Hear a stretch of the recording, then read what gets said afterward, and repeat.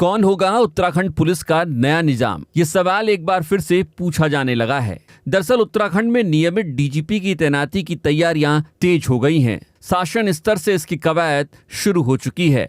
राज्य में नए पुलिस मुखिया के नाम के चयन के लिए दिल्ली में बैठकें भी हो चुकी हैं। लेकिन इस बार जो सबसे हैरान करने वाली जानकारी सामने आ रही है वो है मौजूदा डीजीपी अभिनव कुमार को लेकर।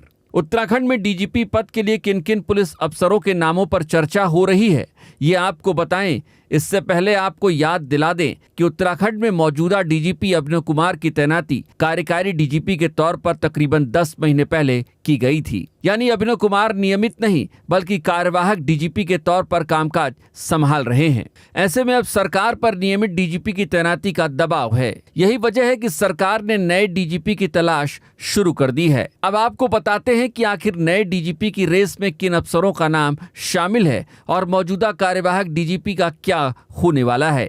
खबरें हैं कि दिल्ली से जिन 3 अफसरों के नाम का पैनल आखिरी दौर में राज्य सरकार को मिला है, उसमें जिन पुलिस अधिकारियों के नाम शामिल हैं वो हैं दीपम सेठ, अमित सिन्हा और पीवीके प्रसाद। यानी अंतिम 3 में मौजूदा डीजीपी अभिनव कुमार का नाम है ही नहीं। अब सवाल उठता है कि आखिर अभिनव कुमार का नाम अंतिम 3 में क्यों नहीं है? तो इसके पीछे जो वजह बताई जा रही है वो है अभिनव कुमार का कैडर। दरअसल भले ही अभिनव कुमार उत्तराखंड में तैनात हैं, लेकिन उनका कैडर कागजों में उत्तर प्रदेश का है। 1996 बैच के आईपीएस अभिनव कुमार न सिर्फ ऑक्सफोर्ड से पढ़े हैं बल्कि कुछ समय के लिए पत्रकार भी रह चुके हैं। आईपीएस बनने के बाद उन्हें यूपी कैडर अलॉट हुआ और वो अविभाजित यूपी में देहरादून में तैनात हुए और सेवाएं देने लगे। 2000 में राज्य बनने के बाद अभिनव कुमार यूपी नहीं गए और न ही केंद्रीय प्रतिनियुक्ति पर, लेकिन इसके बाद भी वो उत्तराखंड में सेवाएं देते रहे।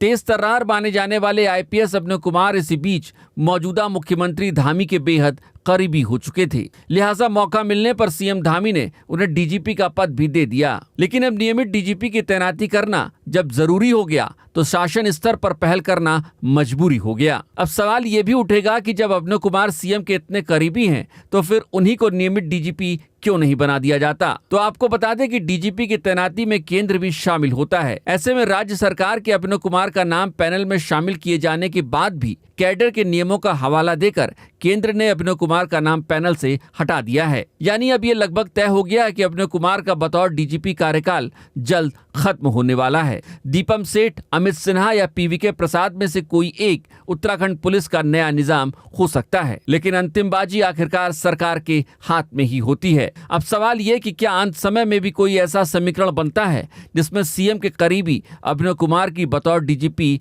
पारी जारी रह सकती है।